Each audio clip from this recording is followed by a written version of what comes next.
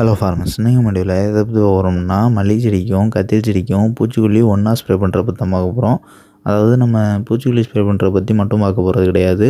மல்லிகை செடிலையும் கத்திரி செடிலையும் அதிக அளவு கொப்புக்கொல்லி தொழிற்சிக்க செய்கிறது நம்ம பயோஸ்டிமுலன்ட் பயன்படுத்த போகிறோம். அதாவது இசைபியான் அப்படிங்கிற பயோஸ்டிமுலன்ட்டையும் சேர்த்து பயன்படுத்த போகிறோம். ஸோ அதை பற்றி தான் இந்த வீடியோவில் முழுசாக பார்க்க போகிறோம். ஃபஸ்ட்டு தைமத்தாக்சம் 25% WG ஃபார்மெட்டில் இருக்கக்கூடிய அரைவா அப்படிங்கிற பூச்சிக்கொல்லி. இந்த பூச்சிக்கொல்லி 1 லிட்டர் தண்ணிக்கு 1 கிராம் அப்படிங்கிற விதத்தில் 14 லிட்டர் ஸ்ப்ரே டேங்க்கு நம்ம வந்து 8 கிராம் ஸ்பூனுக்கு 2 ஸ்பூன் எடுத்து சேர்க்க போகிறோம். ஸோ இதை பயன்படுத்த மூலமா மல்லிகை செடிலையும் கத்திரி செடிலையும் ஏற்படக்கூடிய சாரஞ்சு பூச்சி தாக்குதலான வால்பெண் தாக்குதலாக இருக்கட்டும், இல்லைன்னா வெள்ளையீக்கள் தாக்குதலாக இருக்கட்டும், இல்லைனா இலைத்தத்து பூச்சி தாக்குதலாக இருக்கட்டும், இது எல்லாத்தையுமே நம்மளால் கட்டுப்படுத்த முடியும். அண்ட் ஒவ்வொரு முறை பூச்சிக்கொல்லி ஸ்ப்ரே பண்ணும்போதும் சாரஞ்சு பூச்சிகளை அழிக்கிறதுக்கு இதே தைமத்தாக்சம் தான் பயன்படுத்துங்கிறது கிடையாது. அப்படி பயன்படுத்திங்கன்னா ரெசிஸ்டன்ஸ் ஆகக்கூடும். ஸோ அதனால் நீங்கள் வந்து இதுக்கு பதிலாக ஒரு ஸ்ப்ரே இமிடாக்ளோபிட்டோ இல்லைனா ஃப்ளானிக் அமிடோ கொடுக்கலாம். ஸோ அதற்கு பிறகு திருப்பி தைமத்தாக்சம் ஏதாவது ஒரு 2 கெமிக்கலை ரொட்டேஷனாக பயன்படுத்தலாம். அண்ட் நெக்ஸ்ட்டு எமடின் பென்சோயேட் 5% SG ஃபார்மெட்டில் இருக்கக்கூடிய ஏகா அப்படிங்கிற பூச்சிக்கொல்லி தான். இது 1 லிட்டர் தண்ணிக்கு 0.5 கிராம் அப்படிங்கிற விதத்தில் 8 கிராம் எடுத்து வந்திருக்கோம். அண்ட் நெக்ஸ்ட்டு குளோரன்ட்ரானிலிப்ரோல் 18.5% SC ஃபார்மெட்டில் இருக்கக்கூடிய கின்ஸ்டா அப்படிங்கிற பூச்சிக்கொல்லி. இது 1 லிட்டர் தண்ணிக்கு 0.4 ml அப்படிங்கிற விதத்தில் 6.4 ml எடுத்து வந்திருக்கோம். ஸோ நம்ம இதுக்கு முன்னாடி சொன்ன எமடின் பென்சோயேட்டாக இருக்கட்டும், இல்லைனா இந்த குளோரன்ட்ரானிலிப்ரோல் பூச்சிக்கொல்லியாக இருக்கட்டும், இந்த 2 பூச்சிக்கொல்லியுமே மல்லிகை செடிலையும் கத்திரி செடிலையும் ஏற்படக்கூடிய புழுக்கள் தாக்குதலுக்காகவே பிரத்யேகமாக பயன்படுத்தக்கூடியது.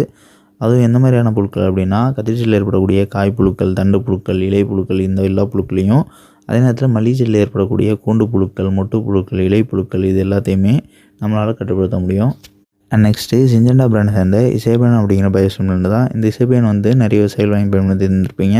ஸோ இது வந்து ஒவ்வொரு ஸ்டேஜுக்குமே, அதாவது ஒவ்வொரு ஸ்டேஜும் ஆக்டிவேட் ஆகும்போதும் நம்ம 1 லிட்டர் தண்ணிக்கு 2 ml அப்படிங்கிற விதத்தில் பயன்படுத்தலாம்.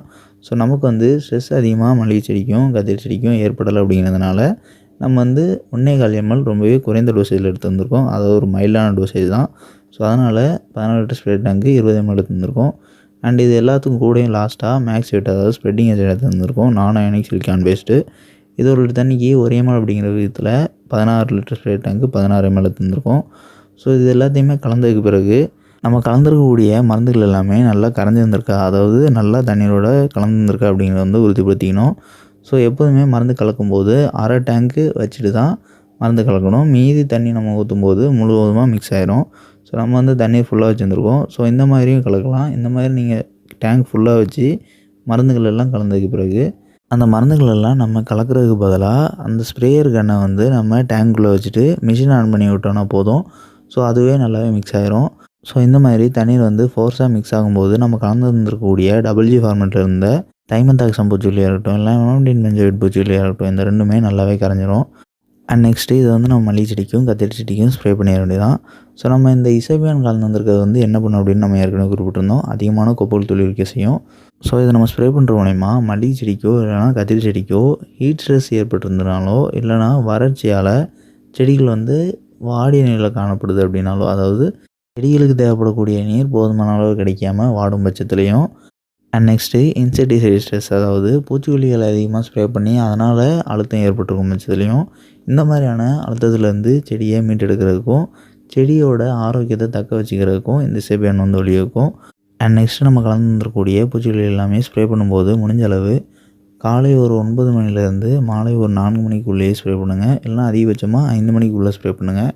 ஒருவேளை உங்களோட ஏரியாவில் கிளைமேட் வந்து பெரிதளவு பனி விழலை, நீர் பனி விழாத அளவுக்கு இருக்குது அப்படிங்கிற பட்சத்தில் நீங்கள் வந்து நைட் நேரம் கூட ஸ்ப்ரே பண்ணலாம். ஸோ அதனால் மல்லிகை செடிக்கு எந்த ஒரு பாதிப்பும் ஏற்படாது. அண்ட் இப்போதைக்கு டே டைம் மேக்ஸிமம் டெம்பரேச்சராக 30லேருந்து 35 டிகிரிக்குள்ளே தான் பதிவாகுது அப்படிங்கிறதுனால நீங்கள் மல்லிகை செடிக்கு இந்த பூச்சிக்கொல்லி ஸ்ப்ரே பண்ணுற மூலயமா எந்த ஒரு பாதிப்பும் ஏற்படாது. அதே நேரத்தில் இசைபியான் வந்து இதில் கலக்கிறதுனால இது வந்து 35 டிகிரி வெயில் அடிச்சதுனாலும் கூட உங்களோட மல்லிகை செடிக்கு இருக்கக்கூடிய ஹீட் ஸ்ட்ரெஸ் வந்து ரெடியூஸ் பண்ணுமே தவிர ஹீட் ஸ்ட்ரெஸ் ஏற்படாது. அண்ட் இந்த வீடியோவில் டவுட் இருந்துச்சுன்னா கமெண்ட் பண்ணுங்கள். அண்ட் நம்மளோட செகண்டரி சேனலான அக்ரிஹீரோ ஷார்ட் சேனலில் இந்த வீடியோட கொலாபரேட் பண்ணிக்கிறோம். ஸோ இந்த வீடியோ பப்ளிஷ் ஆகக்கூடிய சேனல் ப்ரொஃபைலை நீங்கள் கிளிக் பண்ணி அப்படின்னா அதில் 2 சேனல் ப்ரொஃபைல் காட்டும். ஸோ அதில் அக்ரிஹீரோ ஷார்ட் சேனலை மறக்காமல் சப்ஸ்கிரைப் பண்ணிங்க.